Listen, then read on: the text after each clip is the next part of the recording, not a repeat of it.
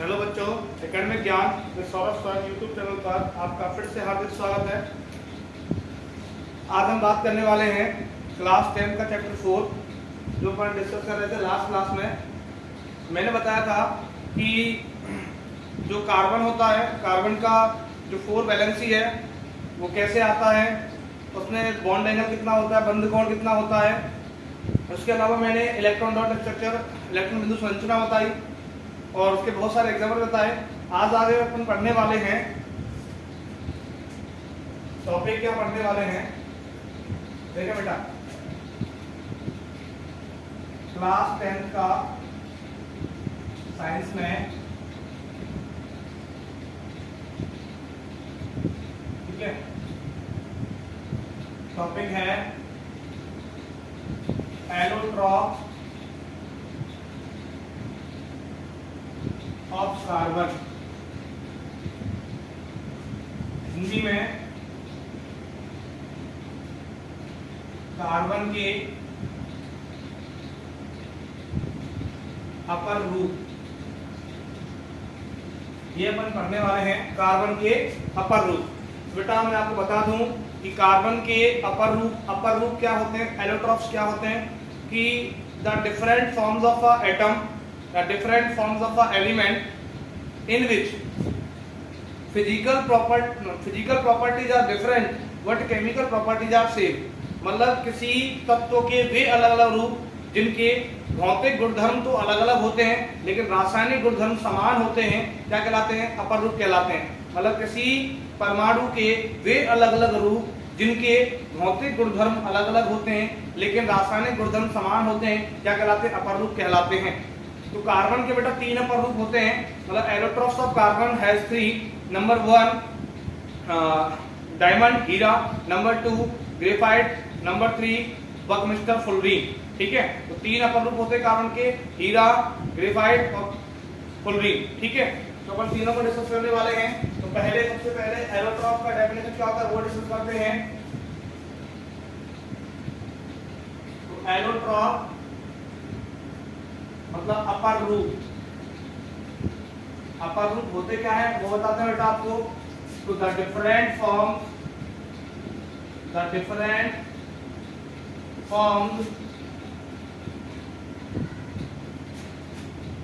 Forms of an atom that has same chemical properties but differ physical properties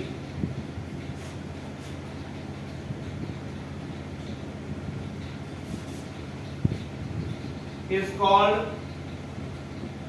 allotrophs। मतलब क्या है बेटा, किसी परमाणु के वे अलग अलग रूप जिनके केमिकल प्रॉपर्टीज तो सेम होते हैं बेटा बट फिजिकल प्रॉपर्टीज डिफर होते हैं, क्या कहलाते हैं, एलोट्रॉप्स अपर रूप कहलाते हैं, ठीक है। क्या कहलाते हैं, एलोट्रॉप अपर रूप। परमाणु के वे अलग अलग रूप जिनके रासायनिक गुण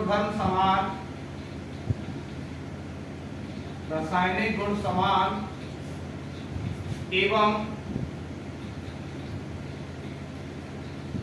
भौतिक गुण असमान होते हैं,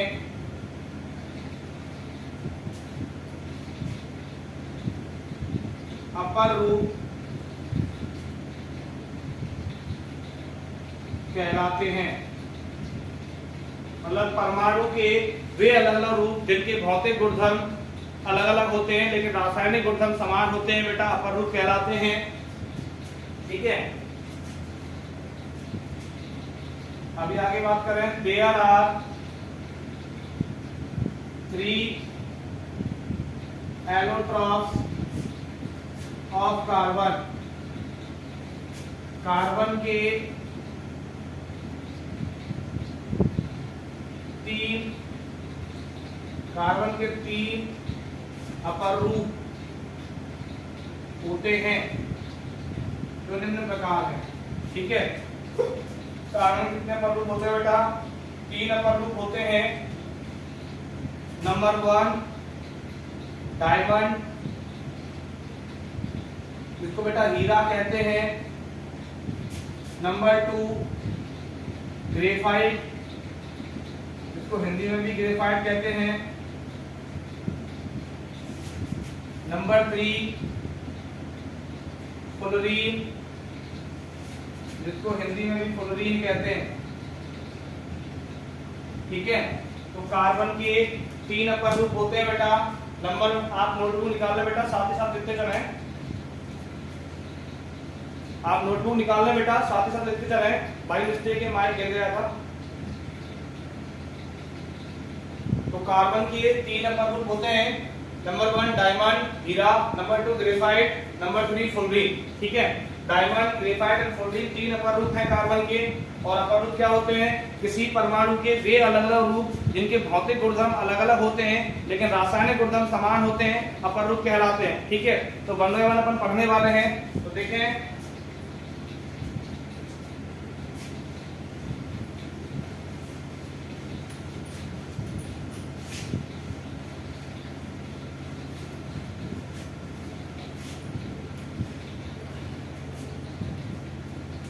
नंबर 1 डायमंड हीरा। अब बेटा हीरा क्या होता है वो देखते हैं। तो देखो, ये कार्बन का अपर रूप है, तो जाहिर सी बात है कार्बन की तो बात आएगी आएगी।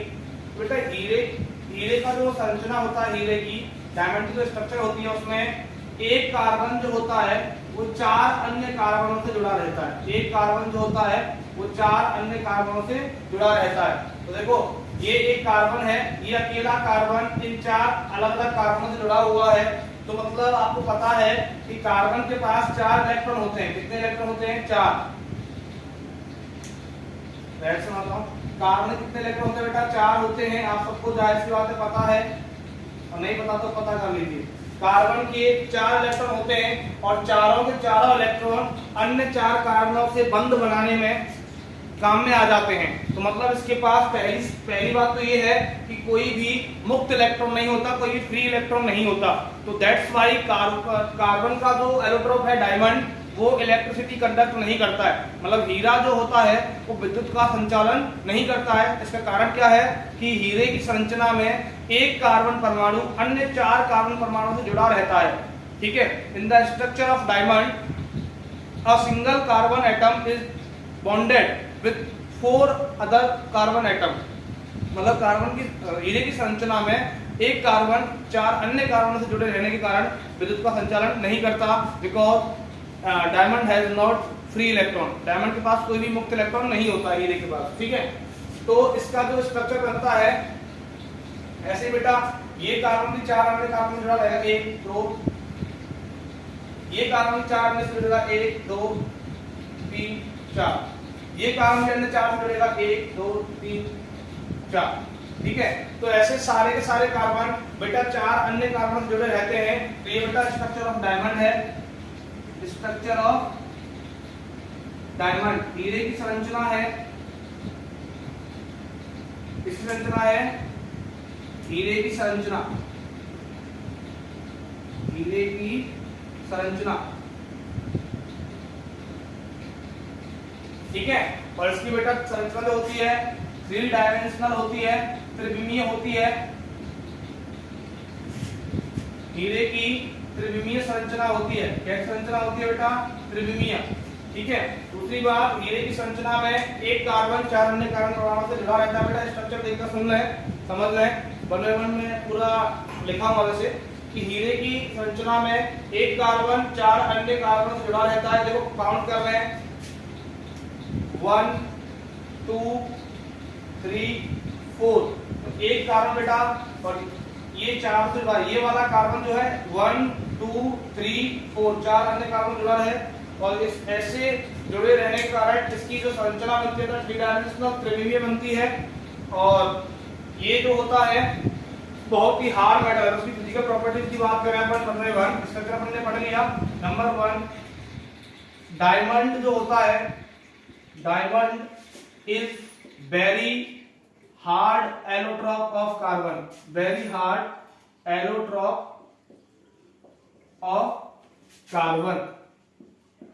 मतलब हीरा कार्बन का सबसे कठोर अपर रूप होता है, अपर रूप होता है। जो हीरा है वो कार्बन का सबसे कठोर अपर रूप होता है। उसका रीजन क्या है कि एक कार्बन 4 अन्य कार्बन से जुड़ा रहता है, तो इसका जो संरचना है, स्ट्रक्चर, वो 3 डायमेंशनल होता है, इस वजह से कठोर होता है। ठीक है। Number 2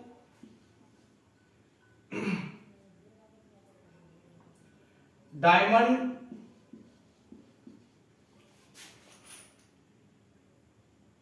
carbon carbon bond length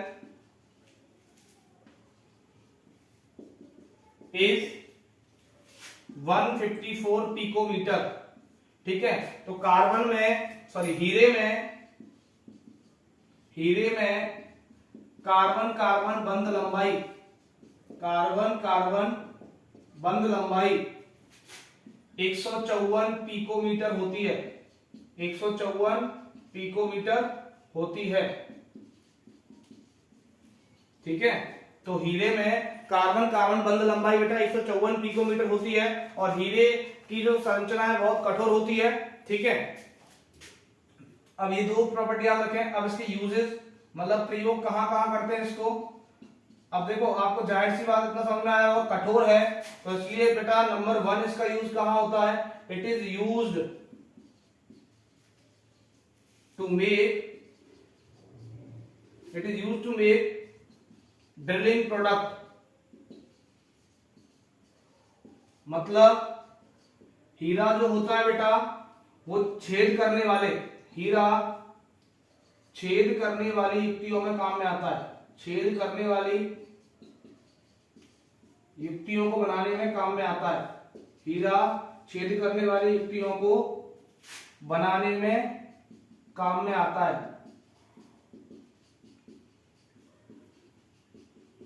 हीरा छेद करने वाली युक्तियों को काम में बनाने के काम में आता है। ठीक है। जितने भी ड्रिलिंग प्रोडक्ट होते हैं, जैसे ग्लास कटर जो होता है, कांच को काटने वाला जो कटर होता है, उसमें जो बेटा निब होता है ना, जो उसका नोक होता है वो भी हीरे का बना होता है। ठीक है। फॉर एग्जांपल आप लिख लें, फॉर एग्जांपल के लिए ग्लास कटिंग, ग्लास कटर बोल दो, ग्लास कटर, कांच कर्तनक, मतलब कांच को काटने वाली जो कटर आती है, ग्लास कटर में बेटा जो निब होता है वो हीरे डायमंड का होता है। ठीक है। ये 2 यूजेस थे, 2 इसकी फिजिकल प्रॉपर्टीज थी। और दूसरी बात, जो इसके मेल्टिंग और बॉइलिंग पॉइंट होते हैं बेटा, तो इसका melting point MP 900 degree Celsius होता है। कितना? 900 डिग्री सेल्सियस। तो हीरे का जो गलनांक है वो 900 डिग्री सेल्सियस होता है। ठीक है। तो ये पिघलकर जब हीटअप किया जाता है, जब आप डायमंड को हीटअप करोगे तो डायमंड को हीटअप करने पर बेटा कार्बन डाइऑक्साइड मिलता है। क्या मिलता है? कार्बन डाइऑक्साइड गैस मिलता है। ठीक है। कार्बन डाइऑक्साइड गैस मिलता है, इसका मेल्टिंग पॉइंट 900 डिग्री सेल्सियस होता है। ये सारी फिजिकल प्रॉपर्टीज हैं। ठीक है। दूसरी बात दोबारा से स्ट्रक्चर समझाता हूं कि हीरे में एक कार्बन जो होता है वो 4 अन्य कार्बन से जुड़ा रहता है, इस वजह से ये जो विद्युत का संचालन नहीं करता। इसका एक स्टार पॉइंट लिख लें कि diamond doesn't have free electron. हीरे में कोई मुक्त इलेक्ट्रॉन नहीं होता। हीरे में कोई मुक्त इलेक्ट्रॉन नहीं होता। ठीक है। इसीलिए हीरा विद्युत चालन नहीं करता, इसीलिए हीरा विद्युत चालन नहीं करता। ठीक है। तो diamond has no free electron, that's why diamond does not conduct electricity या इलेक्ट्रिक करंट। हीरे में कोई भी मुक्त इलेक्ट्रॉन नहीं होता, इसलिए वो विद्युत का संचालन नहीं करता है। और हीरे की संरचना त्रिविमीय मतलब 3 डायमेंशनल होती है, because 1 carbon atom is bonded with 4 other carbon atom. एक कार्बन परमाणु 4 अन्य कार्बन परमाणु से जुड़ा रहता है, इसलिए हीरे की संरचना त्रिविमीय होती है। हीरा बहुत कठोर होता है, हीरे का गलनांक 900 डिग्री सेल्सियस होता है। जब हीरे को गर्म किया जाता है तो कार्बन डाइऑक्साइड गैस मिलती है, और हीरे के कठोर होने की वजह से इसका प्रयोग जितने भी छिद्रक उपकरण होते हैं उनको बनाने में किया जाता है, जैसे कि ग्लास कटर।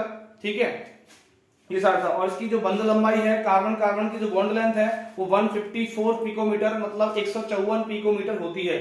ठीक है, अब देखते हैं, एक बार इसका स्क्रीनशॉट ले लें, आप नोट कर लें। Next, allotrope of carbon.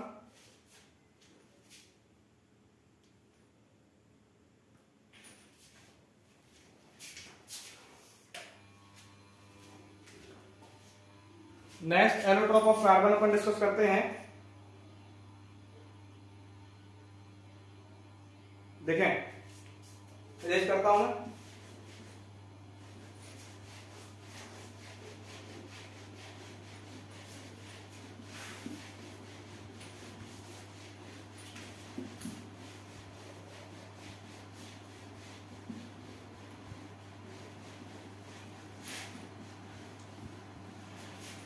देखिए बेटा, second allotrope of carbon that is called graphite. Number 2 graphite.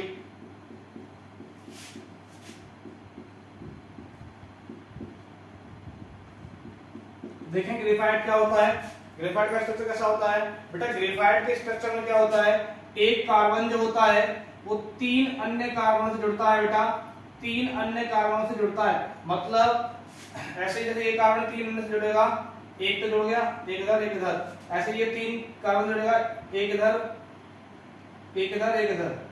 ठीक है, 4 से जुड़ गया बेटा, ये 3 से जुड़ गया। ठीक है, ऐसे ये भी 3 से जुड़ गया, एक तो जुड़ गया, एक जुड़ गया। मतलब हर कार्बन के पास बेटा एक मुक्त इलेक्ट्रॉन होता है। हर कार्बन के पास क्या होता है, एक मुक्त इलेक्ट्रॉन होता है। ठीक है, हर कार्बन के पास एक मुक्त इलेक्ट्रॉन होता है। तो कार्बन का जो ग्रेफाइट वाला अपर रूप है उसमें that is structure of graphite. ये ग्रेफाइट है। ग्रेफाइट का स्ट्रक्चर बेटा कैसा होता है कि एक कार्बन 3 अन्य से जुड़ता है। मतलब ऐसे देखा अलग से, आप पहले देखा था शॉर्ट में कि एक कार्बन 3 कार्बन से जुड़ा रहता है। एक कार्बन कितने कार्बन जुड़ा रहेगा, 3 से। देखो ये कार्बन मेन है, अब इसके कितने कार्बन है, देखो कितने जुड़ा हुआ है। एक कार्बन नंबर 1, 2 कार्बन नंबर 2 और 3 कार्बन नंबर 3। ये बेटा एक कार्बन ग्रेफाइट में 3 अन्य कार्बन जुड़ा रहता है, तो इसलिए इसके पास बेटा एक फ्री इलेक्ट्रॉन होता है। ये क्या है, फ्री इलेक्ट्रॉन, मुक्त इलेक्ट्रॉन है, फ्री इलेक्ट्रॉन। तो ग्रेफाइट में क्या होता है, एक मुक्त इलेक्ट्रॉन होता है, इसीलिए बेटा विद्युत का चालन करता है, मतलब इलेक्ट्रिसिटी कंडक्ट करता है, इलेक्ट्रिक करंट, विद्युत संचालन करता है बेटा। ठीक है, तो ग्रेफाइट में एक मुक्त इलेक्ट्रॉन होने की वजह से यह क्या करता है, विद्युत संचालन करता है, इलेक्ट्रिसिटी कंडक्ट करता है। ठीक है, एक कार्बन 3 अन्य कार्बनों से जुड़ा रहता है। ठीक है, एक फ्री इलेक्ट्रॉन रहेगा। अब इसका जो स्ट्रक्चर है थोड़ा और ठीक से देखें तो बेटा ऐसा बनता है, देखना।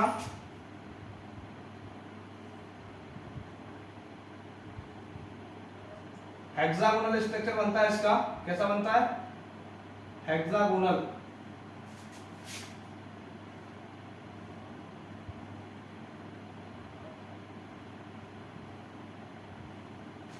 ऐसे बेटा हेक्सागोनल स्ट्रक्चर बनता है।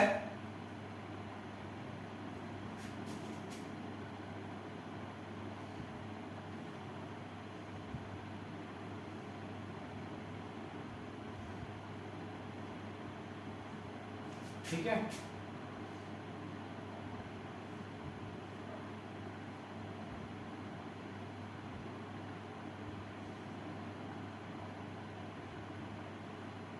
ऐसे बनता है बेटा हेक्सागोनल स्ट्रक्चर।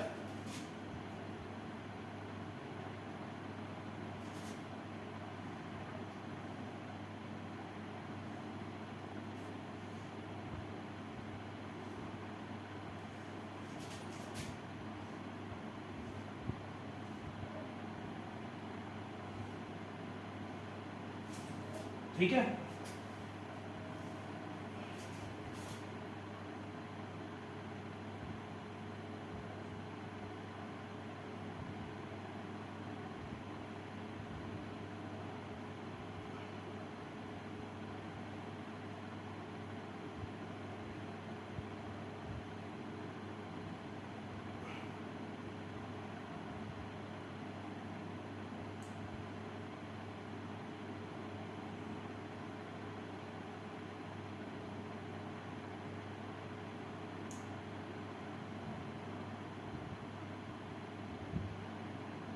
ये हेक्सागोनल स्ट्रक्चर बनता है।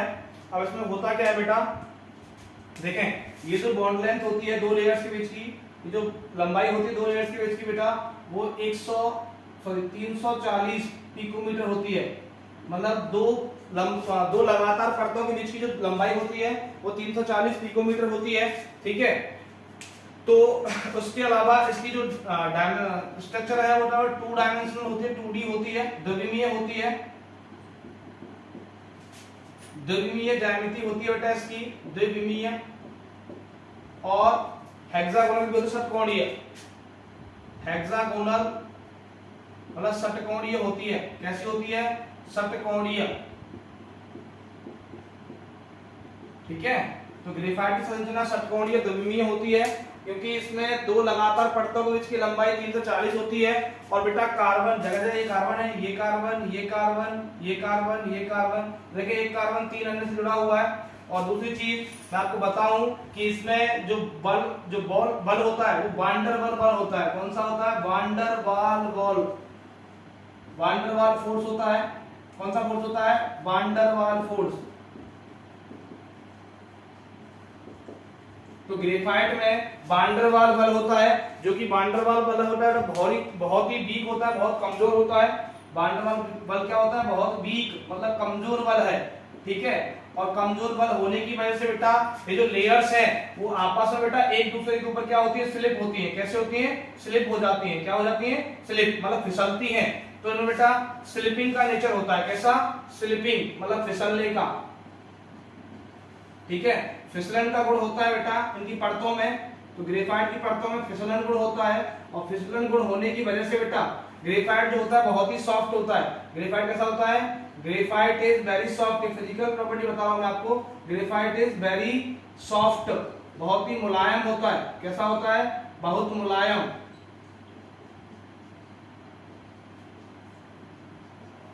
ठीक है।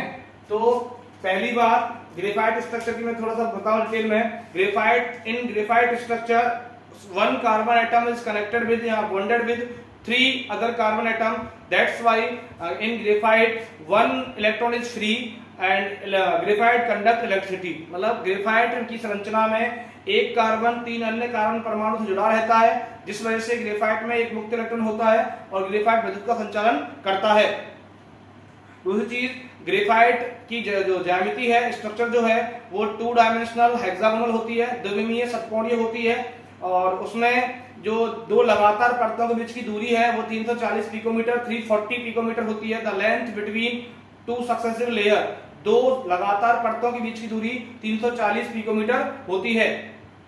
उसके अलावा जो कार्बन के बीच जो फोर्स होता है बेटा वो वान डेर वाल फोर्स होता है। मतलब van der Waals force is very weak force, van der Waals बल बहुत कमजोर होता है। इसलिए जो वान डेर वाल बल है वो ग्रेफाइट को सॉफ्ट नेचर प्रोवाइड करता है, मतलब मुलायम होने की प्रवृत्ति देता है। और मुलायम होने की वजह से इसमें स्लिपिंग नेचर होता है, फिसलने का गुण होता है, ठीक है। और इसीलिए ग्रेफाइट का बेटा यूज जो है, ग्रेफाइट का जो यूज है बेटा वो यूज कहाँ करते हैं अपन? ग्रेफाइट जो होता है, इधर लिखा हूं यूज मतलब प्रयोग। ग्रेफाइट का प्रयोग नंबर 1 तो बेटा कहां होता है? नंबर 1 प्रयोग होता है बेटा इन, इसलिए क्या बोलते हैं? फ्रिक्शन, फ्रिक्शन, फ्रिक्शन रिड्यूसिंग, मतलब घर्षण को कम करने वालों में यूज होता है। जो फ्रिक्शन को कम करना है तो वहां ग्रेफाइट का यूज करेंगे। Number 2 moderator, moderator in nuclear reaction, नाभिकीय अभिक्रियाओं में, नाभिकीय अभिक्रियाओं में मॉडरेटर का मध्यवर्ती काम करता है, नाभिकीय अभिक्रियाओं में मध्यवर्ती काम में आता है। तो नंबर 2 उपयोग मैंने बताए। पहला उपयोग ग्रेफाइट का प्रयोग घर्षण कम करने वाले मतलब स्नेहकों के रूप में होता है, रिड्यूसर्स ऑफ फ्रिक्शन में इसका काम करते हैं, यूज में लेते हैं ग्रेफाइट को। और दूसरा ग्रेफाइट का प्रयोग बेटा नाभिकीय अभिक्रियाओं में मध्यवर्ती के रूप में होता है। अब कंप्लीट पूरा समरी में बोले अपन सारांश में कि ग्रेफाइट की संरचना द्विमीय षटकोणीय होती है। ग्रेफाइट की दो लगातार परतों के बीच की दूरी 340 पिकोमीटर होती है। ग्रेफाइट में कार्बन कार्बन के बीच जो बल लगता है वांडरवल बल होता है, जो कि बहुत कमजोर बल है। यह बल ग्रेफाइट को फिसलन का गुण प्रदान करता है, जिस वजह से ग्रेफाइट बहुत ही मुलायम होता है, ठीक है, और छूने में बहुत ही साबुन जैसा लगता है। ग्रेफाइट में एक कार्बन 3 अन्य कार्बन परमाणु से जुड़े रहने के कारण एक मुक्त इलेक्ट्रॉन होता है, जिस वजह से ग्रेफाइट विद्युत का संचालन करता है, ठीक है।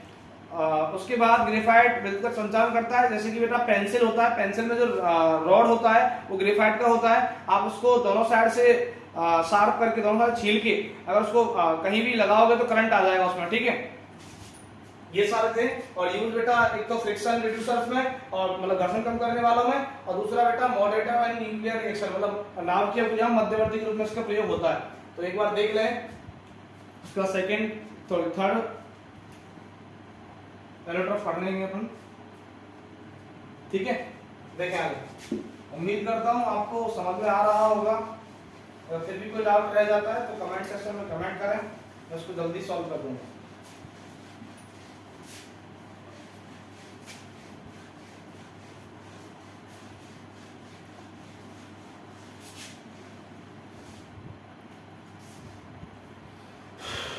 देखिए बेटा, नेक्स्ट है third allotrope of carbon, that is called fullerene. क्या बोलते हैं उसको? फुलरीन।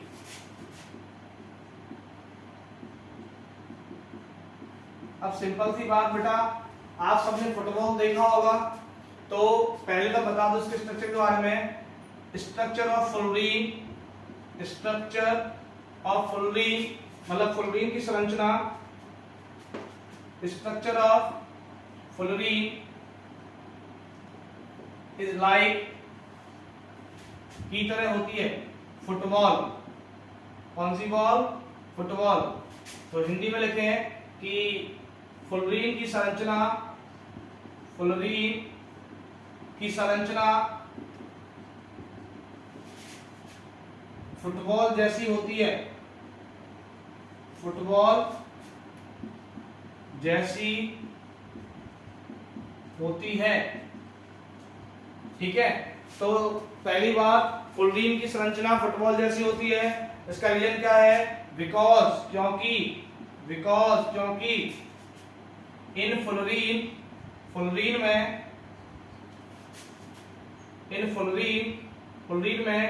वन कार्बन एटम, एक कार्बन परमाणु is bonded with 60 to 360 या 350 कार्बन एटम्स। मतलब क्या है बेटा कि जो आपका फुलरीन होता है, फुलरीन की संरचना में एक कार्बन जो होता है वो लगभग 60 से 350 कार्बन परमाणु से जुड़ा रहता है। इस वजह से जो फुलरीन का संरचना है वो फुटबॉल जैसा होता है, ठीक है। इसीलिए fullerene is also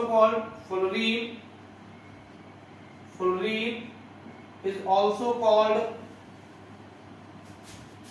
C60 fullerene. Fullerene को C60 फुलरीन कहते हैं। क्यों कहते हैं बेटा? क्योंकि इसमें एक कार्बन 60 कार्बन से जुड़ा रहता है, ठीक है। एक कार्बन 60 अन्य कार्बन परमाणु से जुड़ा रहता है, इसलिए फुलरीन को C60 फुलरीन कहते हैं, ठीक है। दूसरी चीज, इसका जो बेटा डिस्कवरी है, इसका जो खोज है, वो आपके साइंटिस्ट थे जिनका नाम था बकमिस्टर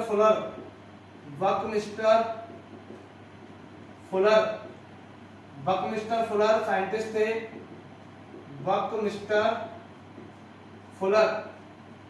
तो बकमिस्टर फुलर ने इसकी खोज की थी बेटा फुलरीन की, इसलिए उनके नाम पर, उनके सम्मान में इस फुलरीन को बकमिस्टर फुलरीन भी कहा जाता है। ठीक है, fullerene is also called Buckminster fullerene and because of 60 carbon atoms connected, 60 कार्बनों से जुड़ने के कारण इसको C60 फुलरीन भी बोलते हैं। याद रखना बेटा, स्ट्रक्चर फुटबॉल जैसा होता है। कैसा होता है? फुटबॉल जैसा स्ट्रक्चर होता है इसका। ठीक है, नेक्स्ट अपन बात करें, देखो इस तरह थोड़ा सा बना देता हूं इसका, ऐसा बनता है।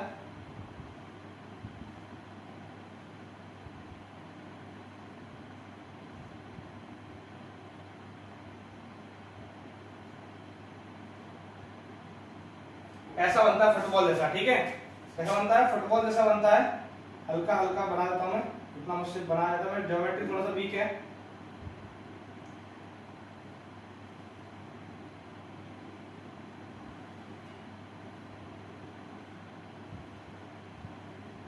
ठीक है, ऐसा बनता है, मतलब ये है फुटबॉल जैसा। कैसा बनता है?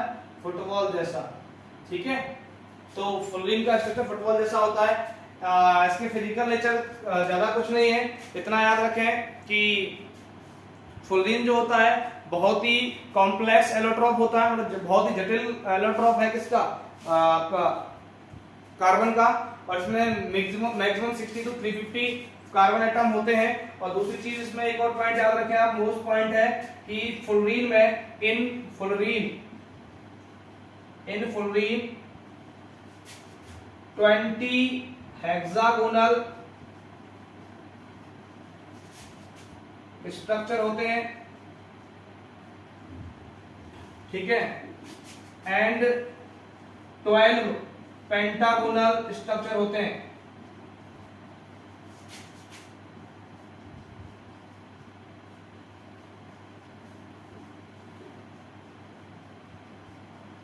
हिंदी बोले बेटा कि फुलरीन की संरचना में 20 षटकोणीय संरचनाएं और 12 पंचकोणीय संरचनाएं होती हैं।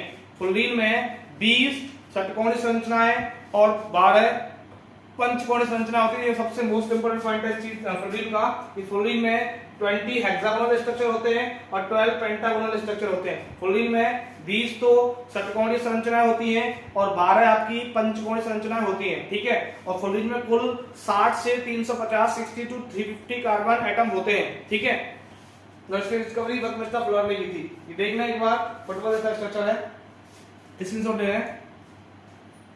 ठीक है, तो इसी के साथ बेटा आगे की क्लास कल कंटिन्यू करेंगे। मैं सौरभ सोबा आपसे विदा लेना चाहता हूँ। स्वस्थ रहें, मस्त रहें और पढ़ते रहें। डेली जितना आपको पढ़ाया जाता है उसको डेली का डेली बेटा हैंड रिटन नोट्स बनाए उसके, और उसको एक बार रिवाइज करके क्लास में आया करें डेली। और इसी के साथ बाय बाय, गुड नाइट, शुभ रात्रि।